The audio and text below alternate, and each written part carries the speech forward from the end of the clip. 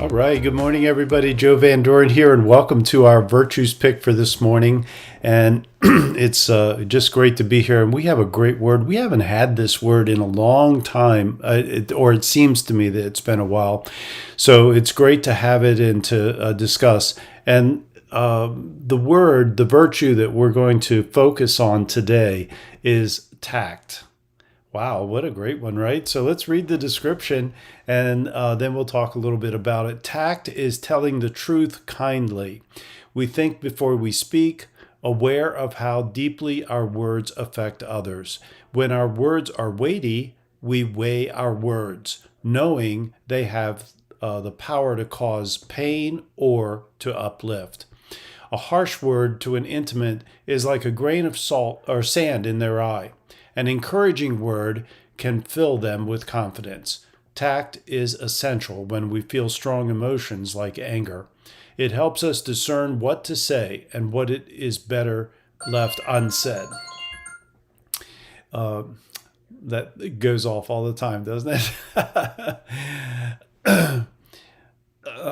Tact is good timing. It is the diplomacy of the heart. All right, so I apologize for that interruption. But so what a great word. And as I was thinking about it today, it's so easy sometimes, I think, for us, especially to those closest to us, to say things and just expect it to be accepted without feeling hurt or harm. And yet we know from our own personal experiences, at least I do, that when someone, especially someone close to me, says something that may even be the truth, but when it's said without tact, without the courtesy, without gentleness, without really thinking about the effect of it, it can really hurt for a long time. And it's one of those things that very few of us are able to forget about, that we're able to say, this was not good, or it's something that we constantly have on our mind.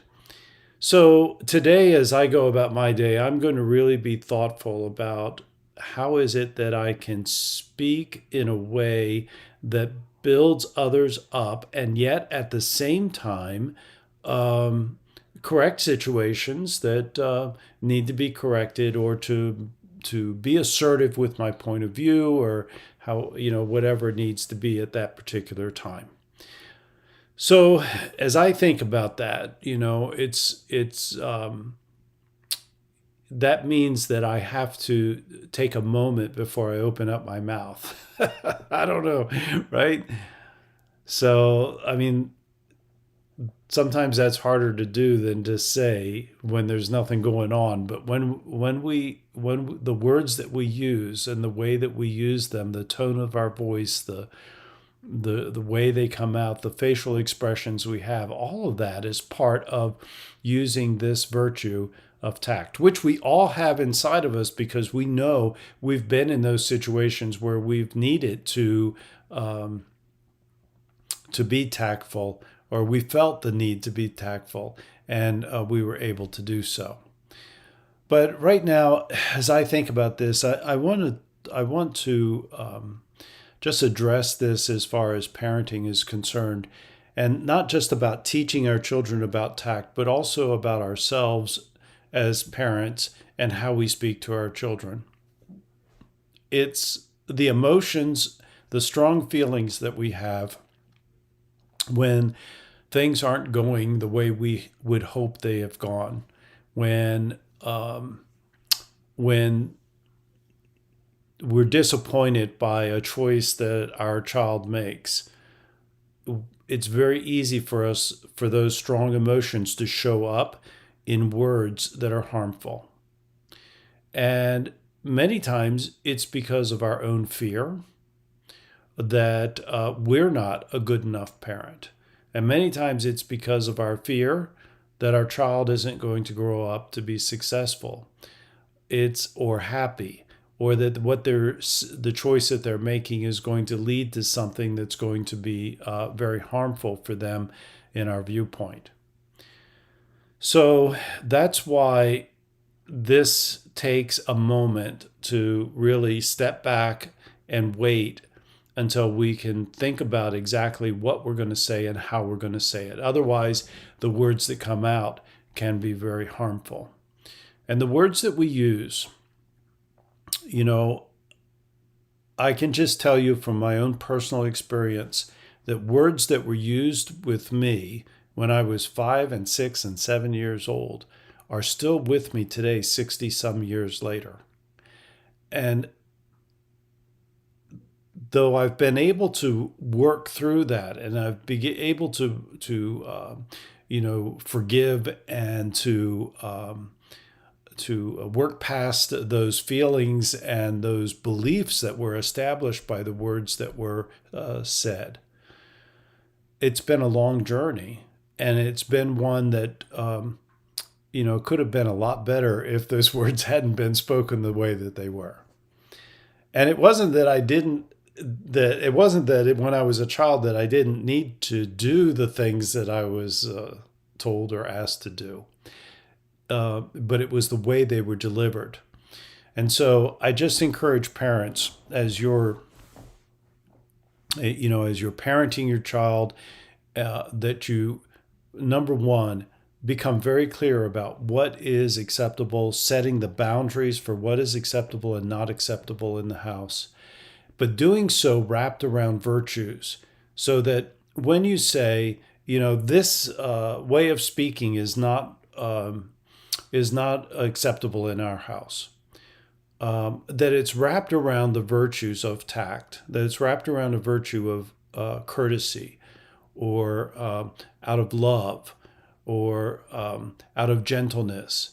And so when we do that, then it's not a blaming thing where we're blaming the other person for not speaking well.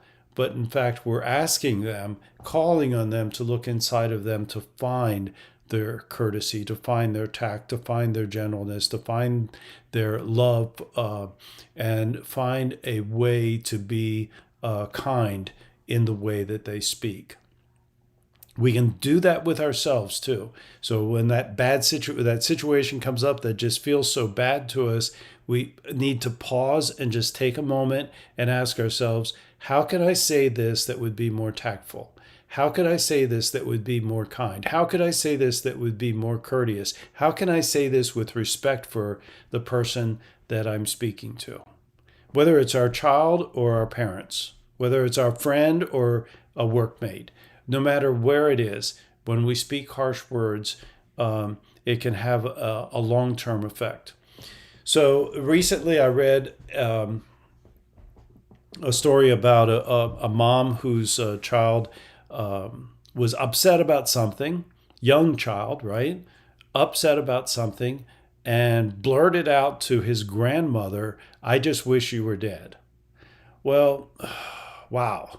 I mean, that was a very hurtful thing to say, right? And it came from a very strong place of emotions. But instead of screaming and yelling and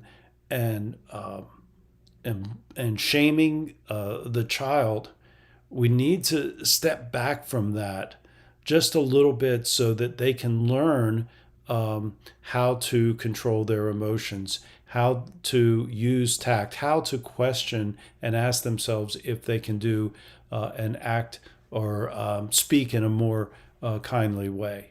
But it really begins with clarity from the very beginning about how we speak to each other. Because when you do that, when that bad situation comes up like that, then we have the opportunity to ask the child, were you using the most tactful words that you could?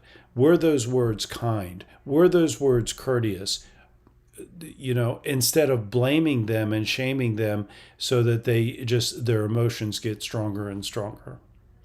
So, it's probably the hardest thing we can do, but I would just say that it's probably also one of the most important things to do, to be tactful, to have that good timing, to think about what we're saying and the way we're saying it. So that's my thoughts today about that virtue of tact. And I encourage everybody through the weekend to check out Facebook for our words for each day. And then just remember to keep practicing the virtues and the 4 C's of successful families, and that is clarity, communication, consistency, and community. Until next time, bye.